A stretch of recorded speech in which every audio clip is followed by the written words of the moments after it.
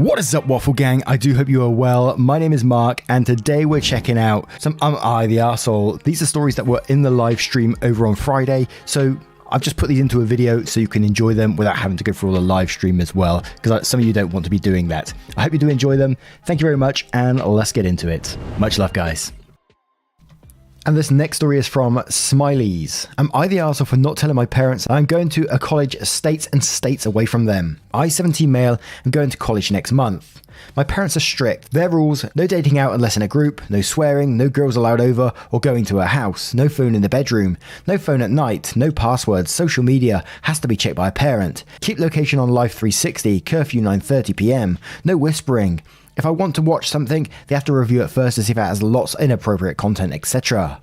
Last year I got a girlfriend, 18 female, and we've been friends since we were 12. She wasn't allowed over. If we went out on a date, it'd have to be with friends. I bought condoms a couple of months ago after dating. My parents found them. They confiscated them and grounded me for a month.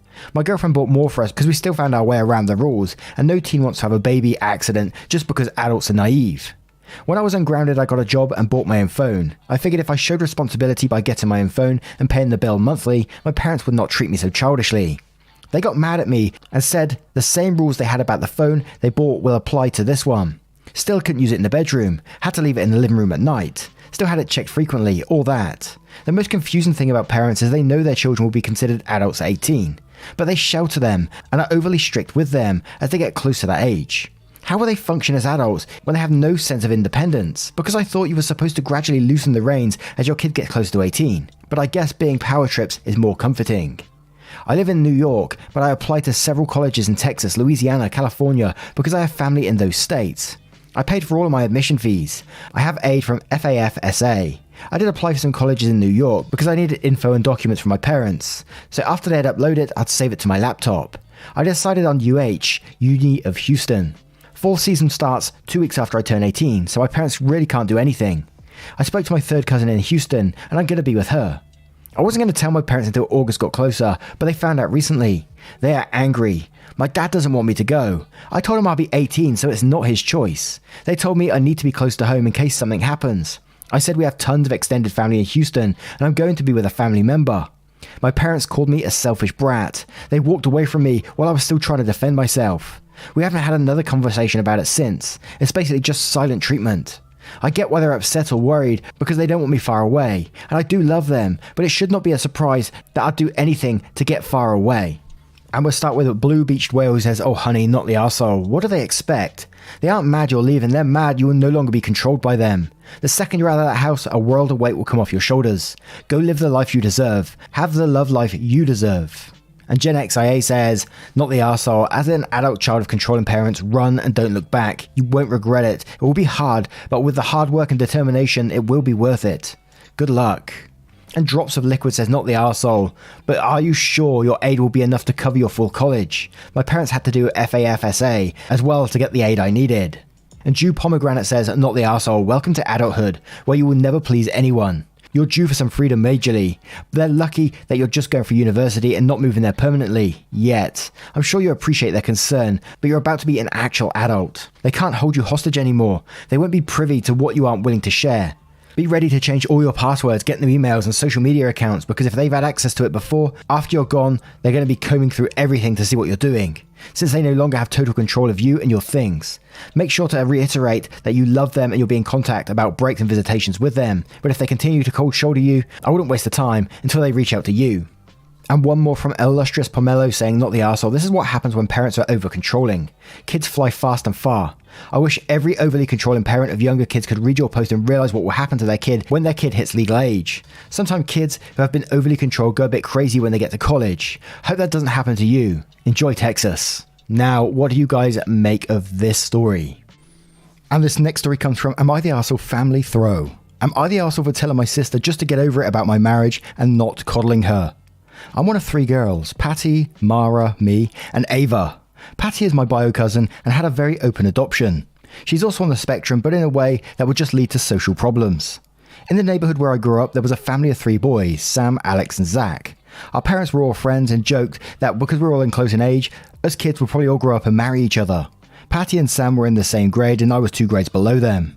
Sam's parents divorced and his mum had Zach the same year Ava was born. My mother and Ava passed away. Patty had a crush on Sam all through high school, but he wasn't interested in her. She started choosing to spend summers with her bio parents in high school after her mother passed, so she was gone most of the time. The summer of my sophomore year, I went out with Sam a few times, but nothing came of it. Patty was off spending the summer with her bio parents like she had done since our mother passed, so she was away for this. She was furious about it when she found out, and she accused me of stealing her man, who wasn't interested. Sam ended up taking Patty to prom later that year so she could go, school policy, but that was it. Sam and I started dating again right before I finished college. When we broke the news to our families, my father and Sam's mother plus siblings were thrilled, but Patty looked distraught. I thought that this long after high school she would have gotten past it, even if she hadn't dated anyone yet. I was wrong. She left the room crying and ended up calling out of work, sick that entire week. She hadn't spoken to me directly since then because I stole her man. We decided to marry early last year. My father begged us to hold off to give Patty more time to accept it. We waited for a while and then realised that life is too short and Patty had already an entire decade post-high school. We got married with just our immediate families. Patty spent the entire wedding sobbing until my father took her home, which meant that I didn't get to have a single picture with my father that day. The first normal holiday was July 4th. My father asked me to keep distance from Sam while there because Patty is still sensitive about the whole thing, and he wants her to be able to have the ability to socialise again, which she can't do if she's miserable. We thought this was ridiculous and acted like any other married couple. Patty left after an hour, and now my father is mad at me.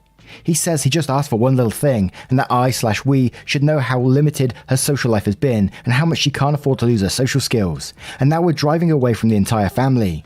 Our extended family is on their side and said we just need to be more sensitive because of Patty's needs, and I don't think it's wrong of me to want to have the same treatment of any other adult married couple.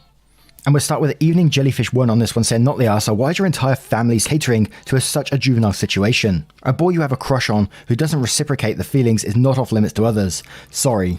If she can't be over it 10 years later, then that's her problem, not yours. Not to mention, he is now your husband. Asking you to keep your distance from your husband at a family gathering is just so ridiculous, I can't fathom.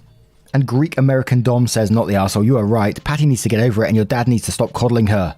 She should be in therapy over this. You guys should not be upending your life to accommodate her.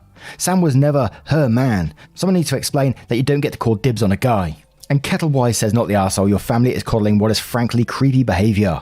This isn't one little thing. It's not picking up an extra order or giving someone a ride. It's asking you to avoid your own spouse at family functions because of a sibling's possessive jealousy. This should have been nipped in the bud and dealt with a decade ago.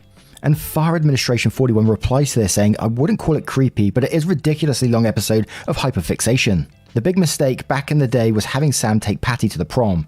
That set her in the mind that they were a couple. I say as someone on the spectrum who spent a lot of years fixating on a series of guys who weren't interested and lack of contact, or meeting someone else, were the only things that broke the fixation. The right thing would be for the therapist to tackle the issue more clearly, but we have no idea what Patty is telling them, and if there's any input from the rest of the family to establish the truth. The father certainly needs to be a better parent here. Now, what are your thoughts on this story? This story is from a throwaway account. Am I the arsehole for yelling at my grieving mum? My 17 male mum, 46, wanted to reconcile recently. I lived with my grandparents since I was 8. My dad died when I was 2. I just have some pictures with, but not memories with him. She remarried as I was 5 and dumped me on my grandparents after her first new baby. Every attempt to contact her from my side was blocked, like I never existed. I had talked to her in every social media platform until someday I gave up. She had 2 children from her new husband. I don't call him stepdad. A few months ago, she had a car accident in which her children died, but she had survived. I never attended any funeral of them or had any relationship as siblings. I was strangers with them, I shared a part of my DNA. However, a week ago, my grandparents called me down to the kitchen and she was there. It was totally weird to see her after this long time. Before any words were exchanged, she cried and attempted to hug me. Of course, I pushed her away and asked what she was doing. My grandparents stayed beside and said nothing, while my mum cried and said that only I was left from her children. My temper was never so heated like before, and I yelled at her that she hasn't any children left and already lost all of them. My grandpa had to drag me away and bring me to my room to prevent me from some stupid mistake. She had to leave our house. Since this week, I really cannot sleep, and every 3 minutes, I've been thinking about it. While the hate to her is just flaming up again, I really regret what I said to a woman who lost her children. My grandparents just said they can't blame me for the way I'm acting, but maybe they just say it because they're close to me. That's why I want to ask strangers, am I the arsehole here? And this story is from a throwaway account. Am I the arsehole for asking my husband to stop eating breakfast sandwiches? My husband eats frozen breakfast sandwiches every day, often as many as 5 or 6 a day, all day and all night. Our freezer is stuffed with breakfast sandwiches. His breath smells of rotten eggs because he constantly eats egg patties. Half the time I cook, he'll skip whatever I've prepared to have one of these frozen sandwiches. It's embarrassing, especially when we have company. Historically, I haven't really cared. He's an adult and can eat whatever his limited palate enjoys. But several weeks ago, he paused a movie we were watching to go and get a snack and came back with one of these goddamn sandwiches, and something in me just snapped. The smell, the sight, the idea of a grown-ass man who subsists on these hideous little frozen sandwiches. I was revolted. Ever since, I can hardly tolerate them. I've been trying to subtly to get him to stop. It's not healthy, your breath smells bad, etc. But he bought 24 more of them yesterday, and today I finally snapped. I told him I find them repulsive and that I wish he would eat like a grown man. He was upset. Then he microwaved another one of these damn sandwiches and walked off with it. Am I the arsehole? I think I might be because my husband, although not formally diagnosed, has a lot of, and I don't know if it's like Asperger's or autism, but I won't say that just in case I'm not sure if that's offensive or not, qualities, and might be neurodivergent. He's especially quirky about food. I could count the things he eats regularly on one hand. And there was some edits with this where they was replying to some of the comments, but I'm definitely getting vibes of the McChicken sandwich guy on this one. But we'll read the edits just to cover it all. So edit, thank you for all your judgments and kind messages, especially you folks who are neurodivergent or who have neurodivergent loved ones. The perspective was sorely needed. I owe my husband an apology. I am the arsehole. So there we go. Edit 2. I apologize to my husband. He said he wasn't upset, just annoyed because having something other than breakfast sandwiches is inconvenient. He also said that he doesn't care about the inconvenience, now that he knows how I feel, and he'll eat something else for lunch and dinner. We compromised that breakfast is an appropriate time for breakfast sandwiches. I broached the topic of seeing someone about a formal diagnosis, but he wasn't into that at all. So we will keep on keeping on, undiagnosed, but working on our communication. He's a great guy. I'm lucky to have him. Thank you for all your comments and all of your judgments. Edit 3, just to address some ongoing comments and discussion. Oral hygiene is definitely part of the issue. I've asked him to brush his teeth more frequently and use mouthwash. For whatever reason, the rotten egg smell and taste is very persistent and results in him tasting stuff like sulfur-flavored Listerine, which is horrible. Reducing the amount of frozen eggs he eats does help. And this story is from Intelligent Shirt 43. Am I the arsehole for putting my colleague in trouble after she took a day off out of the blue? Throwaway. So basically I work in the public service, in an office, and I'm paid hourly. Like most of my colleagues, including the one I'm going to talk about. We are a team of more or less 10 people, with 4 of them kind of coordinating the whole thing and conveying stuff in and out of the team from and to our boss. And are part of a bigger service in which a little more than 100 people are employed. One of them is the one I'm talking about. Let's call her Clara. Please note that we each month select the days we wish to work. We commit ourselves to be available that day if need be, if I may say so. So anyway, it was around 10 AM when Clara came to each of us, including one of the other coordinators, to give us a shit ton of work. But hey, so far so good. That's how it is. That's when things take a turn though.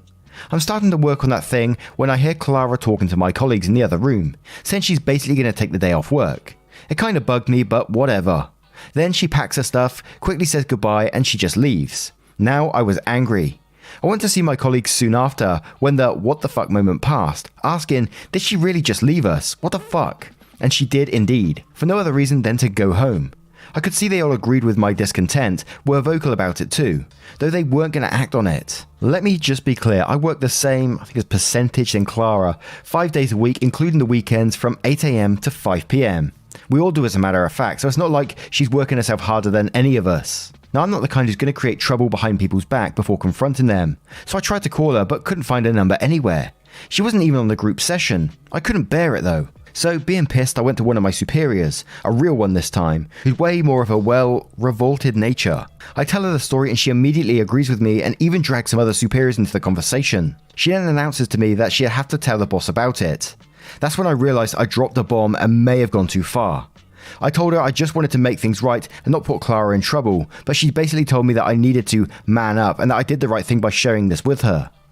The worst in all that is that Clara's a nice girl overall, never had any problems with her. This instance just really annoyed me, giving me and everyone else a shitload of work and leaving like you're some kind of big boss, and coupling that with an already bad day, I couldn't possibly stand still and shrug it off. Still, I feel like a fool for taking that so personally. I just feel terrible. I may have put her in trouble with the boss when I could have waited a few days and talked directly to her about it. Team shifts and I'm not going to work with her for a few days. So anyway, am I the arsehole?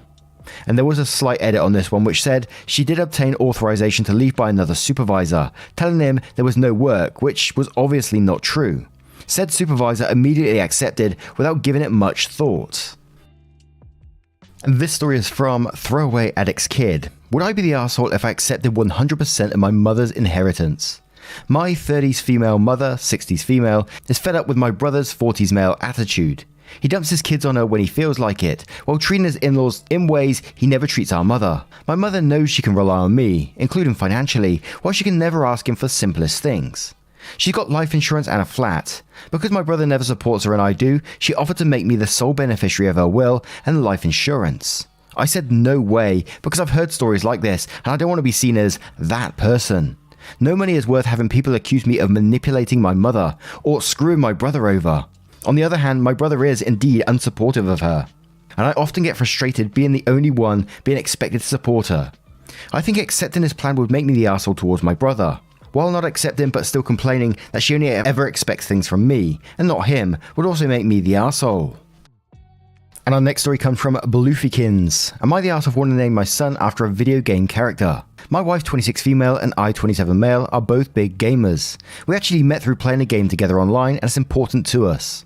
We're expecting a baby boy in October and we couldn't be happier. This will be the first child for all of us and the first grandchild / nibbling on both sides of our families, so they're pretty excited to meet him too. Here's where the problem comes in. My wife and I were both greatly moved by the story of Arthur Morgan in Red Dead Redemption 2. We consider him to be one of the best fictional characters of all time. I've been playing video games for a long time and his story is the only one to ever make me cry. It was my wife who suggested that we use Arthur Morgan as the first and middle name for our son. Not only will we be paying tribute to our favourite character, but there's nothing wrong or weird about the names, other than Arthur is a little old fashioned now. But it isn't as if we're naming him Sonic the Hedgehog or Donkey Kong. My mother had a brother that died when I was about a year old, so I don't have any memories of him. She's been pressuring us to name our son after him. There's nothing wrong with his name either. It's pretty common, think something like Robert John. It's just not what we wish to name our sprout. My older brother let slip to my mother that the name we chose was from a video game character, and she completely flipped out. She actually drove 30 minutes to our house so she could bang on our door and berate us in person for honouring someone who doesn't actually exist over her flesh and blood sibling. I understand that she still misses my uncle, but while this may be her grandchild, he is still first and foremost our son, and we already think of him as Arthur. That's going to be his name no matter how she feels about it. When we tried gently and then firmly to advise her that we respected her position but that we weren't going to budge on ours, she walked out and told us she would have nothing to do with our son and would never acknowledge him as family.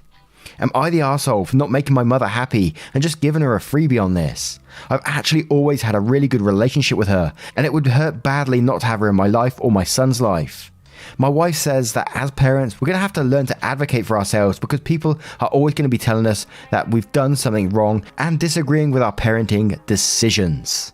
Thank you once again for enjoying today's stories. I hope you did enjoy them, by the way. And if you did, let me know in the comments below and what your thoughts and verdicts were on today's stories. Thank you so much for being here and spending 20 minutes or so of your day with the channel. It means the absolute world. Thank you so much. And I will see you in the next one. Take care, guys. Much love.